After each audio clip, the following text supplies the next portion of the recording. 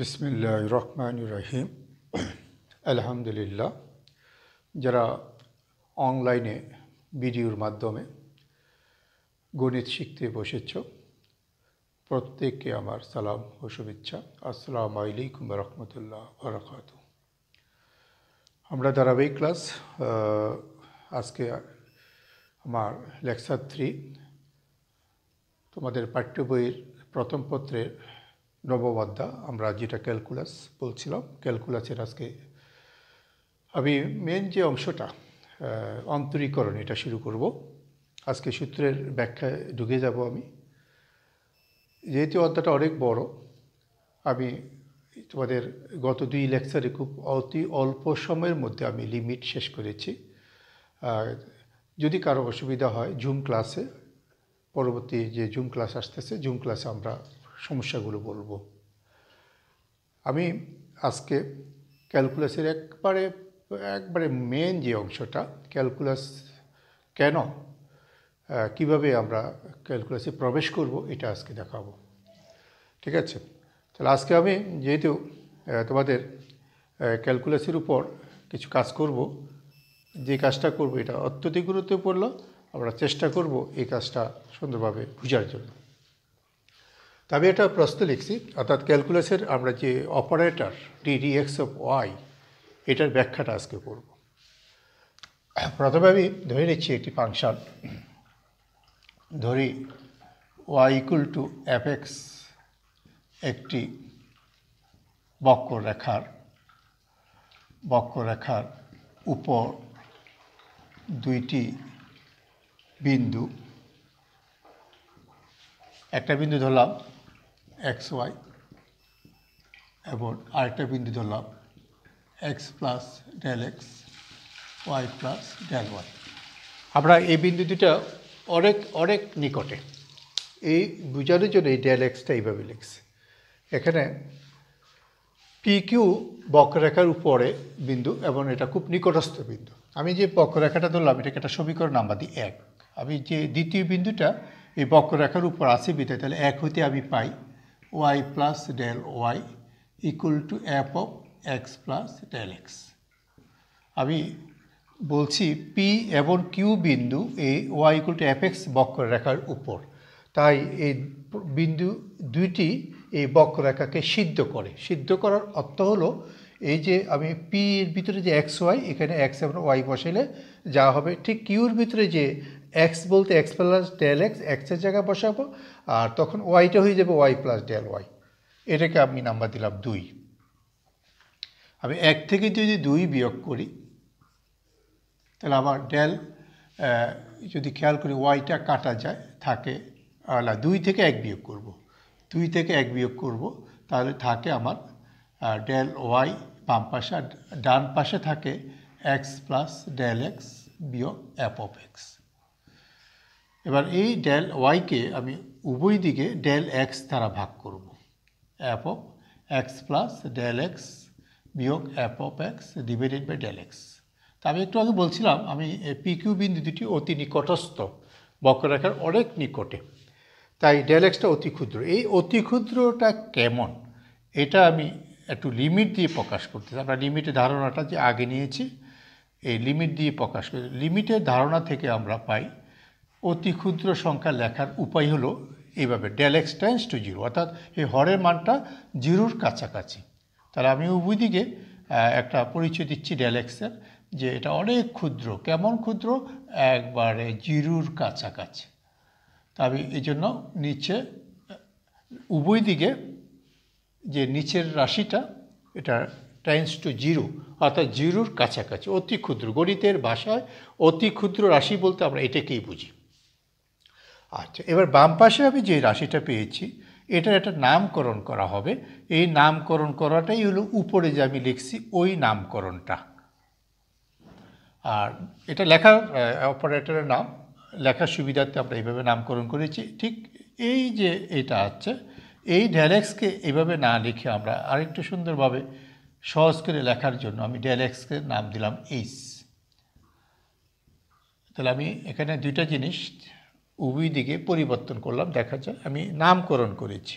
এটার নামকরণ করেছি এই নতুন করে এটা d d x of y, তো এই যেটা নাম করলাম আর এখানে ডেল এক্সের নাম দিলাম এইচ।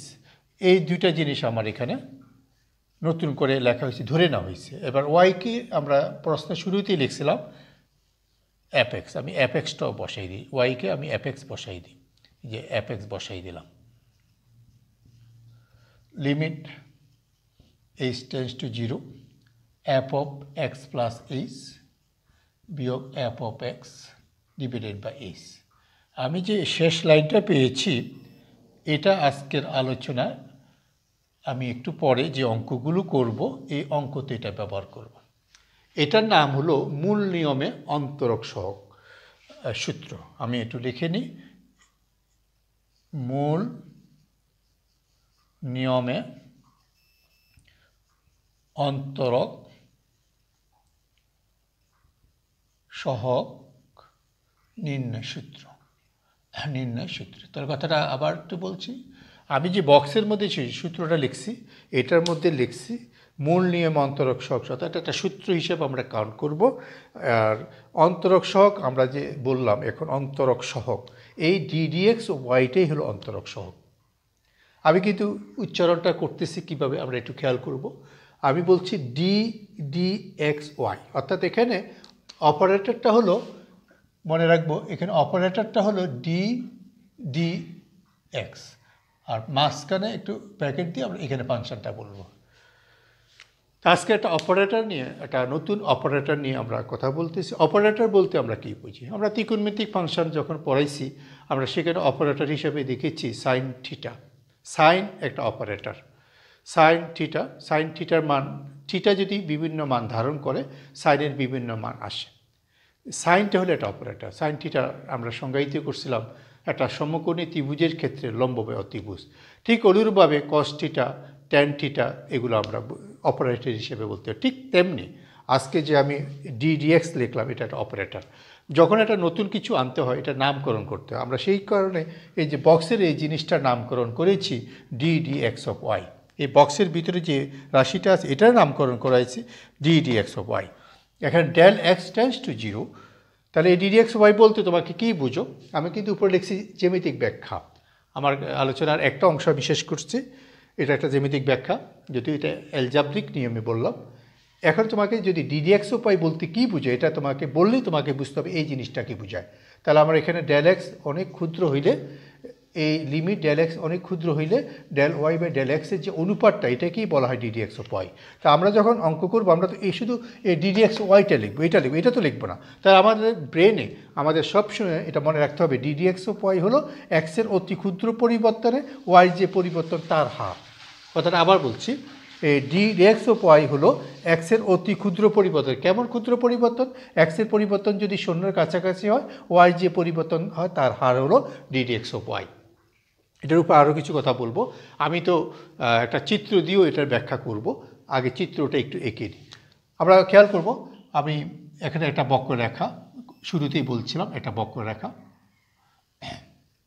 এই হলো আমার বক্ররেখাটা। আমি যে শুরুতে লিখছিলাম y equal to f x একটি বক্ররেখা, আমি বক্ররেখাটা ধরে নিলাম এরকম y equal to f x, এই বক্ররেখাটা। তার উপরস্থ দুইটি বিন্দু, আমি খুব নিকটস্থ দুইটি বিন্দু নিয়েছি। প্রথম বিন্দুটা আমি পি নিয়েছি, পি, এই যে প্রথম বিন্দুটা হলো পি, আর দ্বিতীয় বিন্দুটা হলো কিউ।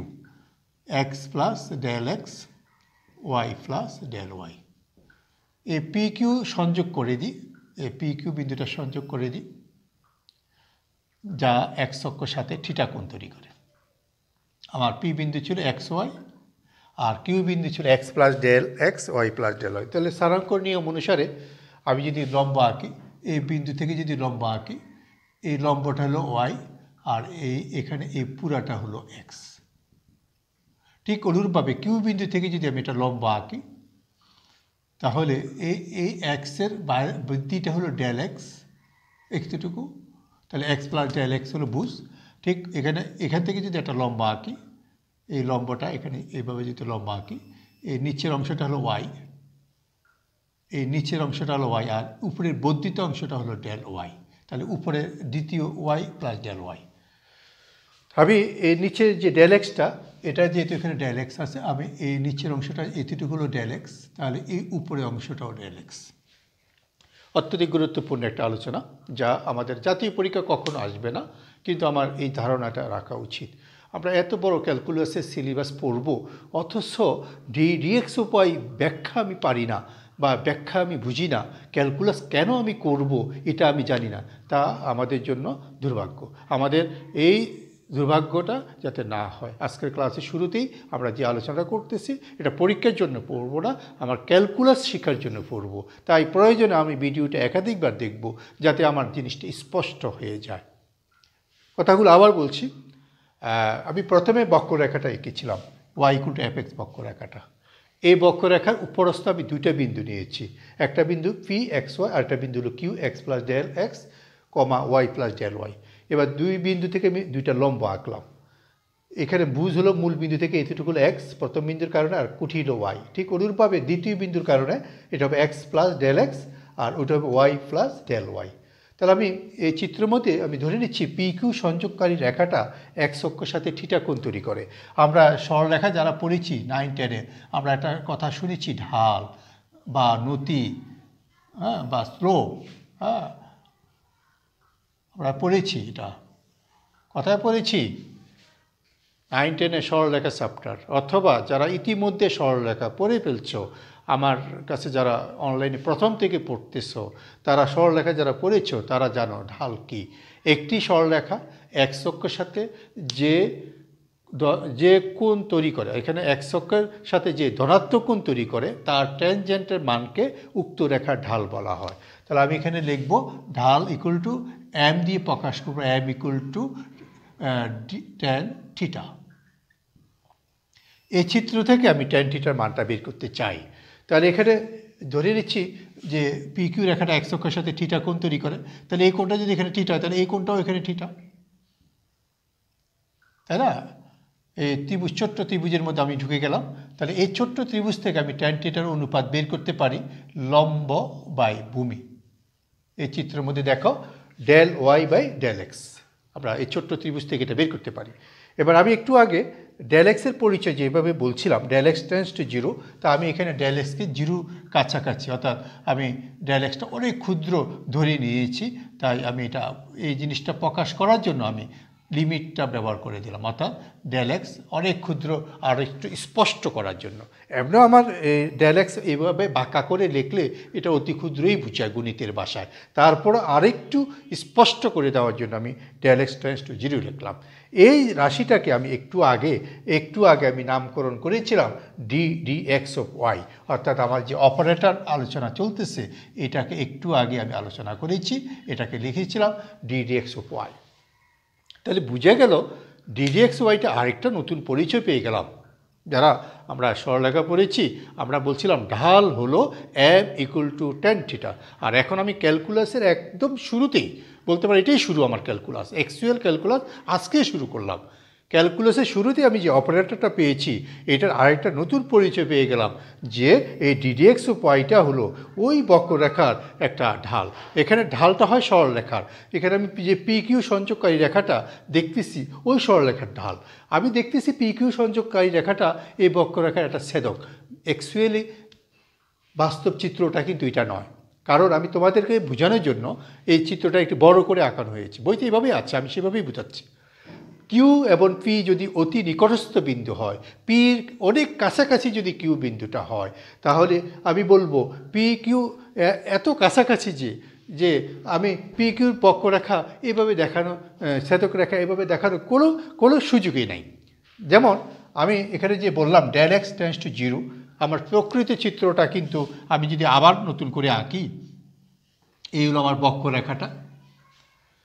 পি কিউ আমি একবারে কলমের মাথা দিয়ে একবারে দুইটা পাশাপাশি বিন্দু দিব, এত কাছাকাছি দিব যাতে কলমের মাথাটা আলাদা বোঝা যায়, এর চেয়েও কাছে। আমি যদিও এটা বোঝানোর জন্য বলছি, পি কিউ সংযোগকারী রেখাটা এত কাছে যে আমি দুইটা পাশাপাশি বিন্দু দিব, যেটা মানে পেন্সিল বা কলমের যে আমার মাথাটা আছে ওই এটা দিয়ে বসাইলে দুইটা পাশাপাশি বিন্দু, এমন অবস্থায় পি কিউ বিন্দুটা আছে, যদিও আমরা বলবো আরও কাছে আছে।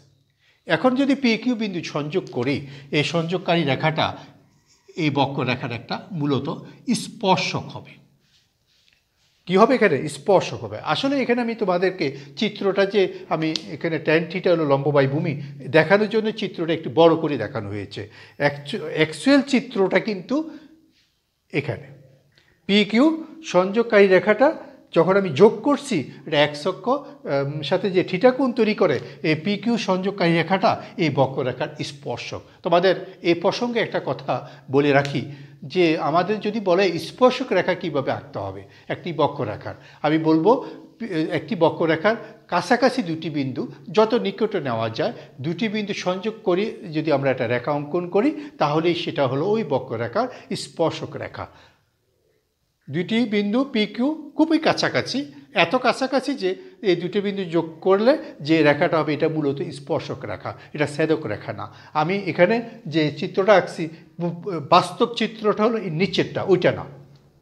তাহলে আমি বলতে পারি ডিডিএক্স ও ওয়াইটা তাহলে কী?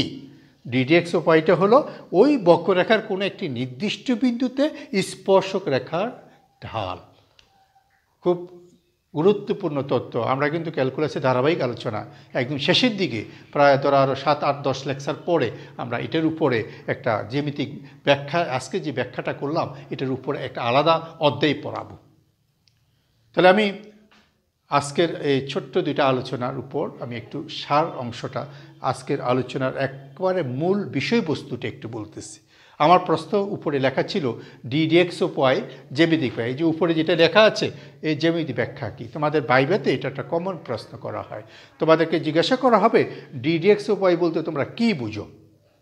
ঠিক আছে, তোমাদের যখন বলবে ডিডিএক্স ও ওয়াই বলতে কী বুঝো, তোমরা তখন এটা কি করবে? ডিডিএক্স ও ওয়াই বলতে আমরা দুইটা জিনিস আলাদা আলাদা বুঝেছি।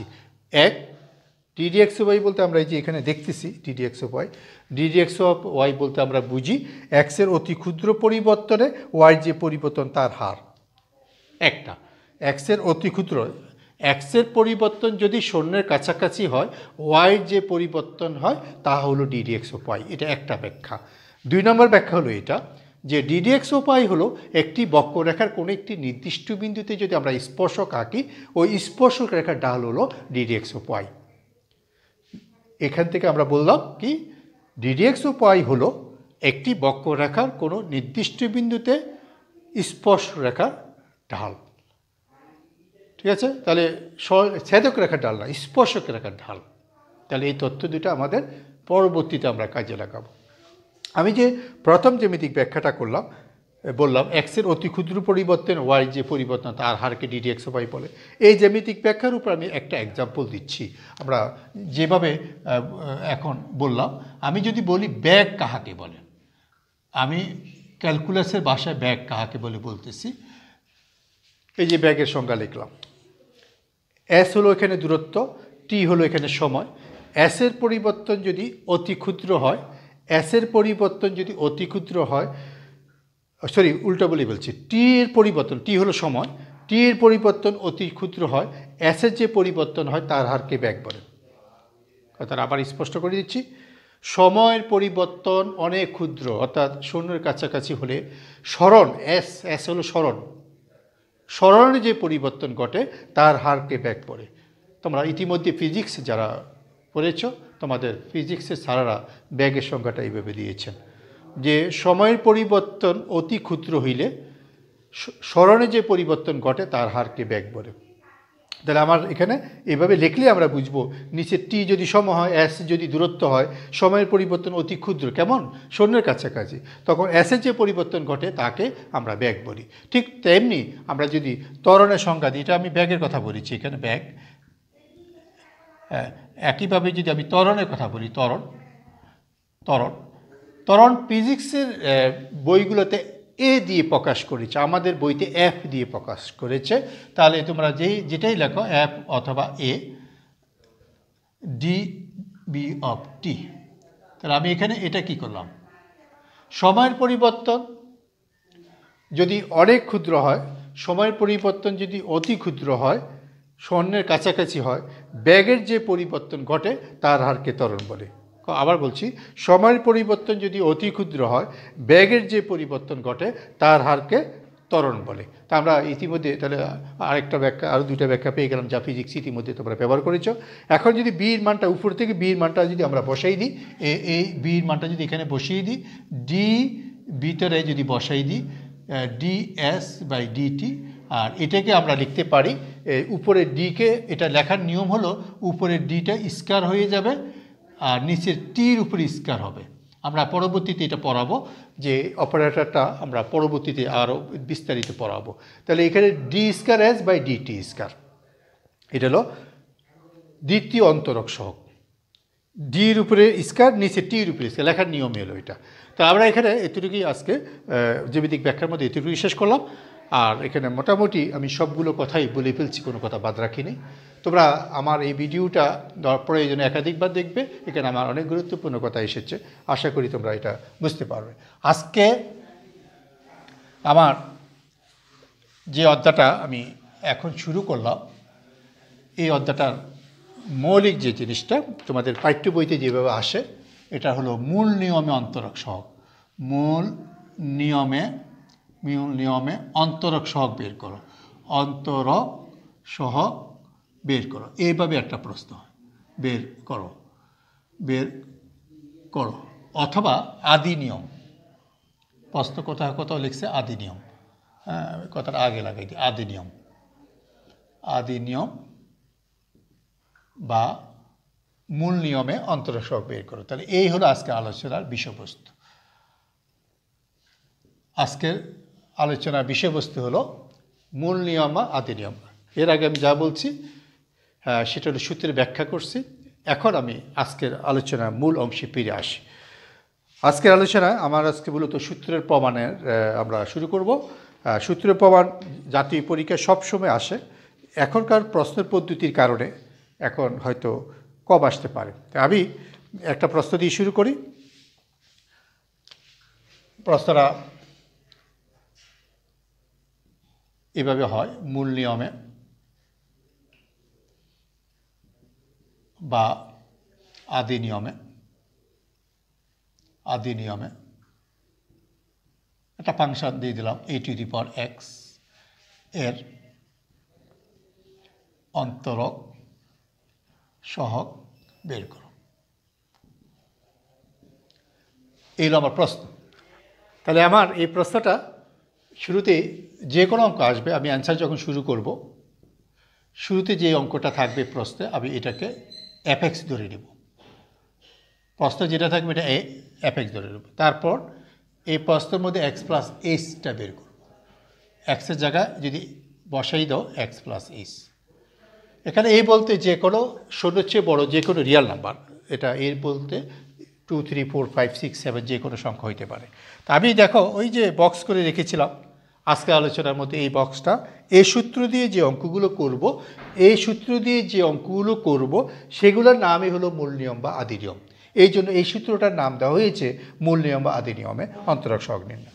তা আমি এই সূত্রটা এখন দিয়ে অঙ্কটা শুরু করতেছি। মূল নিয়ম অন্তরক সহগ আমরা পাই। তা এবার আমি লিখব আমরা জানি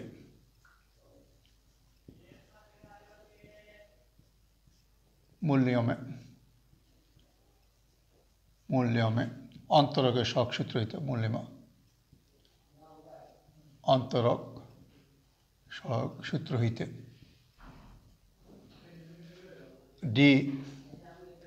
dx of fx limit h tends to 0 x plus h বিয়োগ f of x divided by h।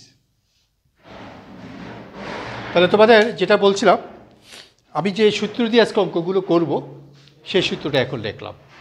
আমি আজকে চেষ্টা করব বেশ কয়েকটা আলোচনা করতে, আর তোমাদের আরও দিয়ে একটা বাড়ি কাজ দিয়ে রাখবো, তোমরা নিজেরা চেষ্টা করবে। এখানে এই সূত্র দিয়ে যে অঙ্কগুলো করব এগুলোর নামই হলো মূল নিয়ম অন্তরক। তাই আমি প্রতিটা অঙ্ক শুরুটা, এখন প্রথম যে অঙ্কটা লিখলাম, প্রত্যেকটা অঙ্ক শুরুতে আমি প্রশ্নতে লিখব ধরে fx, তারপর x প্লাস এইচ বের করবো, সূত্রটা লিখে মান বসাবো। এবার সূত্রের মধ্যে মান বসাই দিচ্ছি। তাই সূত্রের মধ্যে যখন মান বসাবো, fx এর মান ছিল এখানে কত, ddx অফ a⁴x, মান বসিয়ে দিলাম। Limit h tends to 0 f of x plus h a to the power x plus h বিয়োগ এফ অফ এক্স হলো a to the power x divided by h. এখন আমাদের যে লাইনটা এসেছে, আমরা যে লিমিটের অধ্যায় পরেই এসেছি, ওই লিমিটের অধ্যায়ের অঙ্কগুলো যা ধারণা আছে সে এবার বাকি অঙ্কটা পারবে। তারপর আমি একটু আলোচনা করে দিচ্ছি। এই অঙ্কটাতে আমি এরপরে কী করতে পারি, limit h tends to 0 a to the power x, এটাকে আলাদা করে দিলাম, a to the power h a to the power x divided by h. এবার a to the power extra যদি আমি কমন নিই তাহলে আবার আসে এখানে limit h tends to 0 a to the power x common নিলাম, আর এইচটা তো নিচে ভাগের টানের নিচে আছে, আমি ভাগের টানটা এইভাবে এইচটাকে এইভাবে দিলাম, এইভাবে a to the power x common নিলে থাকে a to the power h minus 1। আমি তোমাদের যে গত 1 নম্বর ভিডিও যেটা করছিলাম লিমিটের, ওখানে একটা এ টু দি পাওয়ার এক্সের একটা অঙ্ক করিয়েছিলাম। ওই এ টু দি পাওয়ার এক্সের ওই সূত্রটা এখন লাগবে। এখন যে এ টু দি পাওয়ার এক্সের সূত্র ভুলে গেছে সে কিন্তু অঙ্কটা আর শেষ করতে পারবে না। কারণ এ টু দি পাওয়ার এক্স এখানে মূলত এস নিয়ে আমাদের কাজ, এসির উপরে কাজ, তাই এ টু দি পাওয়ার এক্সের উপর সূত্র না প্রয়োগ করে আমি এ টু দি পাওয়ার এসের উপর সূত্রটা মূলত প্রয়োগ করব, এ টু দি পাওয়ার এস। তাহলে সূত্রটা হলো 1 plus s by factorial 1 ln a s square by factorial 2 ln a whole square s cube by factorial 3 ln a whole cube. এভাবে এটা অসীম পর্যন্ত যাবে, ইনফিনিটি পর্যন্ত যাবে, যে আমি পুরাটা একটা ব্র্যাকেটে আবদ্ধ করলাম। আমার কিন্তু এটা এ টু দি পাওয়ার এক্স -1 আছে, এইবার এই -1টা আমি এই -1টা এখন দিলাম, -1টা একদম লাস্টে দিলাম। এই 1-এর সাথে ওই লাস্টের -1টা, এই 1-এর সাথে এই 1টা কেটে যায়, তাহলে বাকি থাকে limit h tends to 0 a to the power x divided by h. এখানে এইচ লন এ কমন যায়, এইচ লন এ যদি কমন থাকে প্রথমটা থাকে শুধু 1, কারণ ফ্যাক্টোরিয়াল 1 মানে তো 1, তাহলে এখানে 1 থাকে। পরেরটা থেকে h by 2 factorial ln a, তারপরে h by 3 factorial ln a whole square, এইভাবে ডট ডট দিয়ে ইনফিনিটি। তা আমি এখানে এইচের সাথে এইচটা কেটে দিলাম, যে এইচের কারণে আমি লিমিট ব্যবহার করতে পারি নাই সে এইচটা এখন কাটা যাচ্ছে। দেখো এইচ কাটা, এখন যদি এইচের মান আমরা বসেই দিই এখানে আর হর করে এইচ থাকে না। আমরা লিমিটের ধারণাতে এই কথাটা বলেছিলাম, আমরা লিমিট তখনই বসাই যখন বসাইতে গেলে হর 0 হয় না। হর যদি 0 হয় তাহলে আমরা লিমিটের মানটা বসাই না। তাহলে আমি এইচের মানটা এখানে এইচ কাটা যাবে। তাহলে এখন যদি আমি a to the power x ln a, এইচের মান যদি 0 বসাই দিই 1 প্লাস 0 প্লাস 0 প্লাস, এভাবে যেহেতু সব পদ এইচ আছে সব 0 হয়ে যাবে। তাহলে a to the power x ln a. তা আমি একটা কী করলাম, একটা সূত্র প্রমাণ করলাম। তা আমার এই প্রথম সূত্রটা যে প্রমাণ করলাম, আমি যেটা মুখস্থ করব সূত্র হিসাবে, সেই জিনিসটা কি, ডিটি x of a to the power x equal to a to the power x ln a. আমি কিন্তু সূত্র প্রমাণ করেছি, প্রমাণ হয়তো আমার খুব তেমন প্রয়োজন হবে না, কিন্তু এই সূত্রটা মুখস্থ আমার প্রয়োজন হবে। এ টু দি পাওয়ার এক্সের সূত্র আমরা পেয়ে গেলাম, a to the power x ln a. এ হলো এখানে 0-র চেয়ে বড় যে কোনো রিয়াল নাম্বার, তাই আমি এখন এ দিয়ে শিখাইলাম। এখন কলেজ পরীক্ষা হঠাৎ করে তোমার স্যাররা দিল এ না দিয়ে একটা সংখ্যা বসিয়ে দিল। ধরো আমি বললাম প্রশ্নটা এর জায়গায় এখানে ধরো একটা সংখ্যা 5 বসিয়ে দিলাম।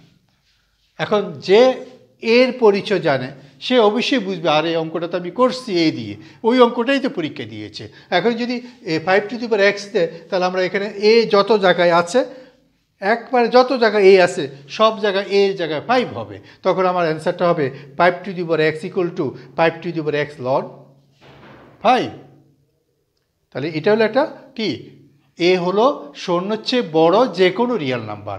তাই আমার এখানে এই সূত্রটা যখন আমি মুখস্থ করব আমার এর পরিচয়টা মাথায় রাখবো, কারণ আমি সবসময় এ দিয়ে প্রশ্ন পাবো না, আমি এমনও প্রশ্ন পাবো b to the power x. আমি শিখেছি এ টু দি পাওয়ার এক্স, এমনও প্রশ্ন পাবো c to the power x. তাহলে এ হোক বি হোক সি হোক, অঙ্কের বৈশিষ্ট্য, সূত্রের বৈশিষ্ট্যটা আমাদের এখানে স্পষ্ট থাকতে হবে। আর কি হইতে পারে এই পরিবর্তনটা? এর জায়গায় আমি ই দিতে পারি, ই। যেমন এর জায়গায় আমি এখানে ই দিয়ে দিলাম, এই যে ই দিয়ে দিলাম, e to the power x. তাহলে ই দিয়ে দিলে প্রত্যেকটা এর জায়গায় ই হয়ে যাবে, প্রত্যেকটা এর জায়গায় এভাবে ই হয়ে যাবে, প্রত্যেকটা এর জায়গায় এভাবে ই হয়ে যাবে। আমি যতগুলো এ আছে সবগুলো যদি ই করে দিই, দেখো আমার কি চেঞ্জটা আসে। প্রত্যেকটা এ ই যদি হয়ে যায়, হ্যাঁ, প্রত্যেকটা এ যদি ই হয়ে যায়, আমি এখানে আমরা এর জায়গায় ই দিয়ে দিলাম, ই, এখানে এর জায়গায় ই দিয়ে দিলাম। তাহলে আমরা লক্ষ্য করে দেখি, এই যে আমি এখানে এই জায়গায় ই বসাই দিলাম, e to the power x. এখানে এই লর্ড ই, আমরা বলেছি এই লর্ড ই মানে 1, আমরা জানি লর্ড ই মানে 1। তাহলে এই লর্ডটা থাকবে না, এগুলো সব 1 হয়ে যাবে, এই লর্ডগুলো তখন থাকবে না, এই লর্ডগুলো সব 1 হয়ে যাবে। এই দেখো আমি সব মুছে দিচ্ছি। তাহলে আবার নতুন প্রমাণটা এসে গেল যে যেহেতু এখানে লন আর থাকে না, তাই লনটা আর হবে না, ই টু দি পাওয়ার এক্স, লনটা তো থাকবে না, তাই লনটা বাদ হয়ে যাবে, অ্যান্সার হবে e to the power x. আমি কিন্তু আরেকটা গুরুত্বপূর্ণ সূত্র বলে ফেললাম, ডিডিএক্স অফ, হ্যাঁ, ডিডিএক্স অফ কত? ই টু দি পাওয়ার এক্স। এটাও আমাদের আলাদা করে মুখস্থ করতে হবে, e to the power x লনে। তাহলে আমার এই বোর্ডে কিন্তু ই টু দি পাওয়ার এক্সের প্রমাণটা কমপ্লিট হয়ে গেছে। তাই তোমরা যে এর প্রমাণটা পারে সে এর পরিবর্তে 2, 3, 4, 5 যে সংখ্যা দিয়ে পারবে, এমনকি এর পরিবর্তে ই দিলেও পারবে। এই যে আমি পরিবর্তিত প্রশ্নগুলো বলতেছি, এই পরিবর্তিত প্রশ্নগুলোইতেই সৃজনশীল প্রশ্ন। এই পরিবর্তিত প্রশ্নগুলোই তোমাদের বইতে নাই এমন প্রশ্ন সারা খুঁজে দিবেন। যেমন ধরো আমি এক্সের আগে একটা সংখ্যা এম দিয়ে দিলাম, e to the power m x, এই যে এখানে একটা এম দিয়ে দিলাম। এবার আবার কি পরিবর্তন হবে? আমি এবার এক্সের জায়গায় এম দিয়ে দেওয়ার কারণে আমার এখানে একটা এম হয়ে যাবে, এখানে একটা এম হয়ে যাবে, এই যে এম, প্রত্যেকটা এক্সের আগে একটা এম হয়ে যাবে, এখানে একটা এম হয়ে যাবে, যে একটা এম হয়ে যাবে। দেখো আমি প্রত্যেকটা এক্সের পাশে একটা এম বসিয়ে দিচ্ছি, এখানে একটা এম হয়ে যাবে, এখানে একটা এম হয়ে যাবে, এখানে একটা এম হয়ে যাবে, এভাবে চলতে থাকবে। এখানে একটা এম হয়ে যাবে, এখানে একটা এম হয়ে যাবে, এখানে একটা এম হয়ে যাবে। তখন আমি যখন এটা সিরিজ ভাঙাবো, তখন এটা ই টু দি পাওয়ার এক্সের সূত্র হবে e to the power x, x by factorial. তো এক্স তো এখানে এম এইচ হয়ে যাবে, এম এইচ, এখানে হবে এম এইচ হোল স্কয়ার, এখানে হয়ে যাবে এম এইচ হোল কিউব। তাহলে পরের লাইনে যখন আমি এখানে আসবো তখন এটা এম এইচ কমন যাবে, এখানে এম এইচ কমন যাবে, এখানে এম এইচ কমন যাবে, তাহলে এখানে একটা এম এইচ থাকবে, এখানে এম এইচ, এম তো কমন গেল, এম স্কয়ার, এম এইচ এরকম থাকবে। তখন আমি এখানে ওই যে এসটা কাটা দেয়া, এটা এম থেকে যাবে, অর্থাৎ বোঝা গেল পাশে একটা এম থেকে যাবে, এখানে পাশে একটা এম থেকে যাবে। দেখো আমি এমটা বসাই দেওয়ার সাথে সাথে আমার বাইরে একটা এম এসে গেছে, তাহলে বোঝা গেল ই টু দি পাওয়ার এক্সের সহগ যদি কোনো একটা সংখ্যা আসে সেই সংখ্যাটা বাইরে চলে আসবে। এটাও আমার একটা সূত্র। তা আমি যদি এখানে দেখি d d x of e to the power m x, এটা কত আসলো? M e to the power m x. এভাবে এম এর পরিবর্তে আমার কি আসতে পারে? এম এর পরিবর্তে একটা সংখ্যা বসাতে পারে। যেমন এম এর পরিবর্তে আমি 2 অথবা -2, 3 অথবা -3 যে কোনো সহগ বসাতে পারি। এভাবেই পরিবর্তিত সৃজনশীল প্রশ্নগুলো হবে ইনশাল্লাহ। এখান থেকে প্রশ্ন হবে না আমরা এটা বলবো না, সূত্র প্রমাণ যেহেতু মাঝে মাঝে এখনও আসতেছে, আমরা প্রমাণ বাদ দিব না, আমরা কিন্তু এটা গুরুত্ব দিব। অর্থাৎ সৃজনশীলে কী করে? প্রশ্নকে পরিবর্তন করে দেয়। তা আমরা পরিবর্তিত প্রশ্নটা সৃজনশীলে দিয়ে দিব, তাই সূত্র প্রমাণ আমরা বাদ দিব না। আমি বইয়ের প্রমাণ হয়তো বইতে হয়তো আছে e to the power m x, আমি তোমার পরীক্ষায় হয়তো দিয়ে দিব ই টু দি পাওয়ার এম না দিয়ে এম এর পরিবর্তে একটা সংখ্যা বসাই দিব। তাহলে এর উপরও আমরা একটা প্রমাণ করে ফেললাম। এভাবে আমাদের অনেক প্রমাণ আছে। আমি আরও দিয়ে একটা প্রমাণ যাচ্ছি, আমি আরও দিয়ে একটা প্রমাণ করতেছি।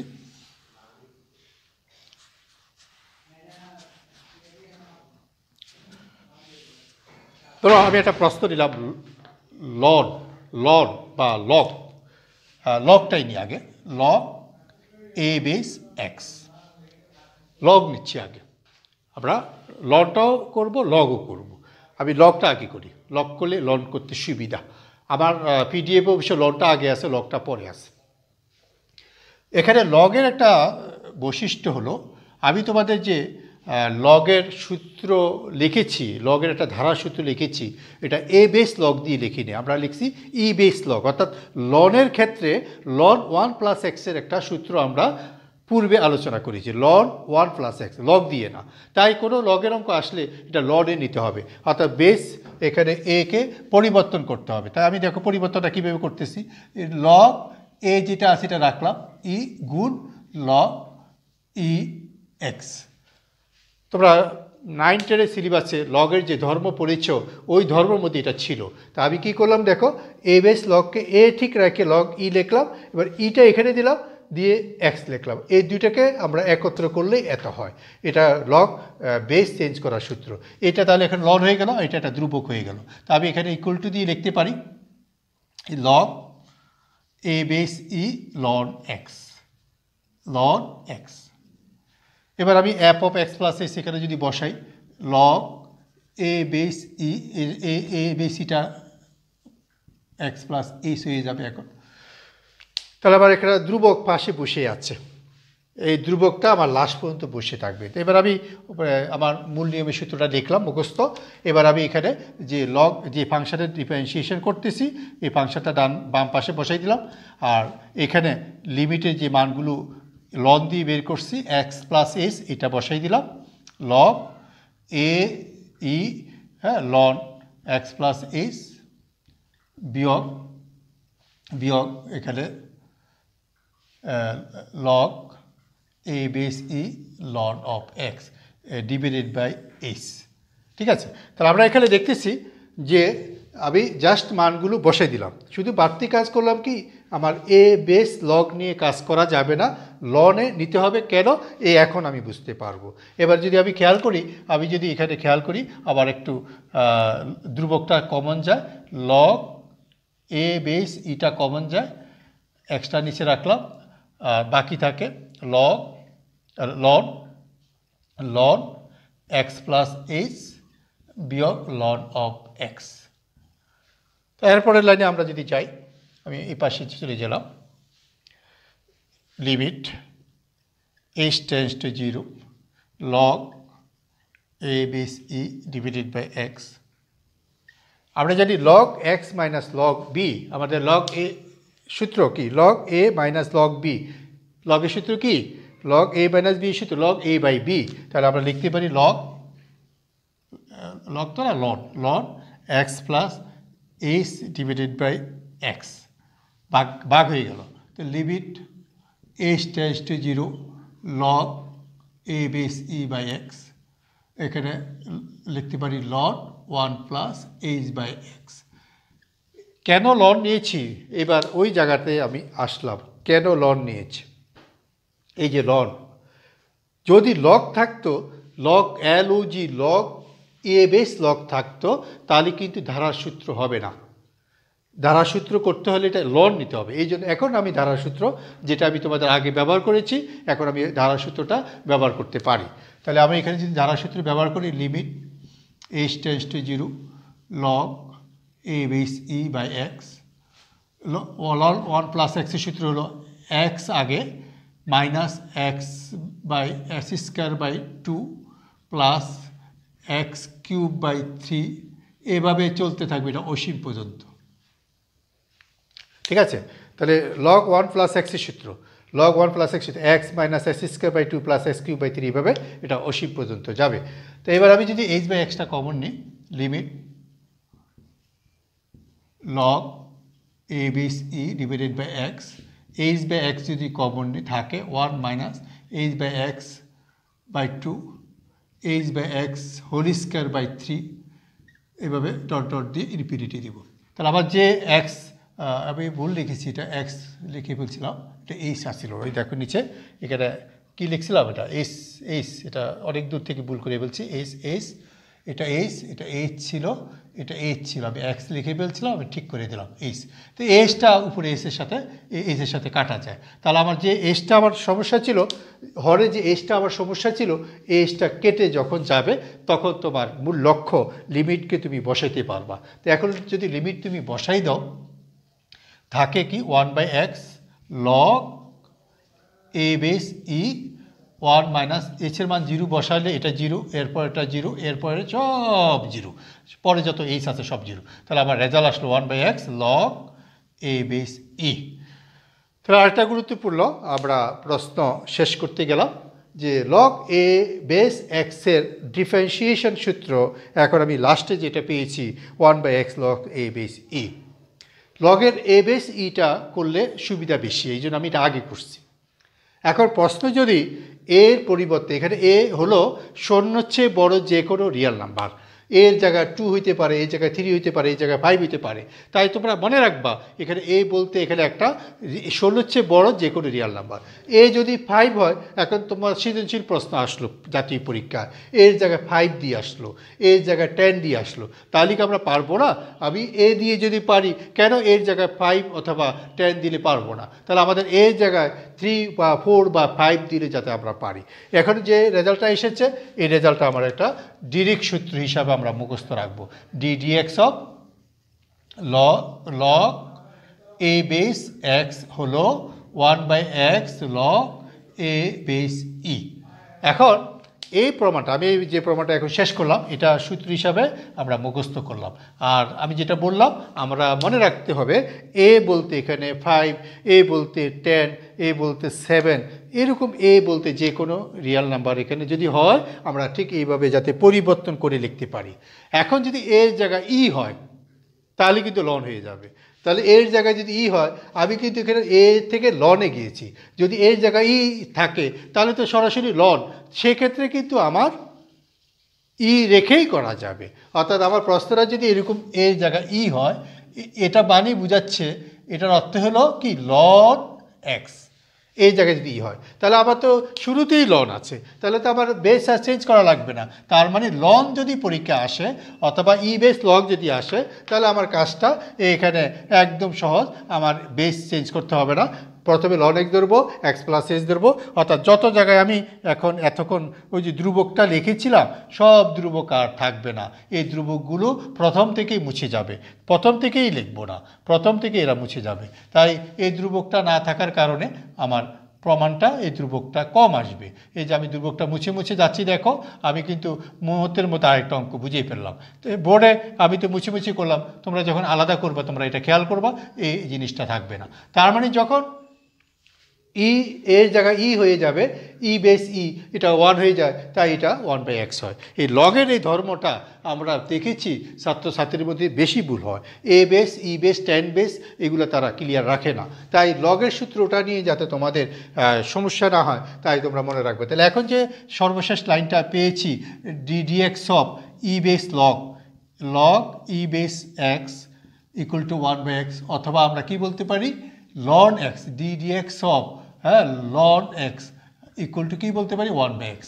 ঠিক আছে, তাহলে আমরা ই বেস লগটাই লন এক্সকে 1/x, আর যদি ই বেস না হয়ে অন্য কোনো বেস হয়, এর জায়গায় 2, 3, 4, 5, 6 যে কোনো সংখ্যা হয়, এখানে এই জায়গায় সি হইতে পারে, এই জায়গায় আমরা কোনো বিও দিতে পারি, আমরা এ দিয়ে মুখস্থ করছি বলে এই হবে এমন ধারণা যাতে আমাদের না হয়। তাহলে আমরা আজকে আলোচনার মধ্যে যে অংশটা করলাম, আমরা এই অংশগুলো একটু ভালো করে দেখব। আজকে আলোচনা আমি এখানে শেষ করতে চাচ্ছি। আজকে আমি যে প্রমাণগুলো করলাম, এই প্রমাণগুলি শুধু আমার পিডিএফে থাকবে, তোমরা সুন্দর করে নোট শুরু করবে। আজকে আলোচনা যাতে তোমরা ক্লিয়ার করতে পারো, সেই জন্য আমি পিডিএফে আমি এই সবগুলো প্রমাণই করা আছে, তোমরা প্রমাণগুলো দেখে দেখে কুটাবে। আর যে কোনো প্রশ্ন আমরা পরবর্তী ক্লাসে জানার চেষ্টা করব। আমার সূত্র প্রমাণ আরও বাকি আছে, আগামী ক্লাসে সূত্র প্রমাণ শেষ করব ইনশাল্লাহ। এখানে এই কথা বলে আমি বিদায় নিচ্ছি। খোদা হাফেজ।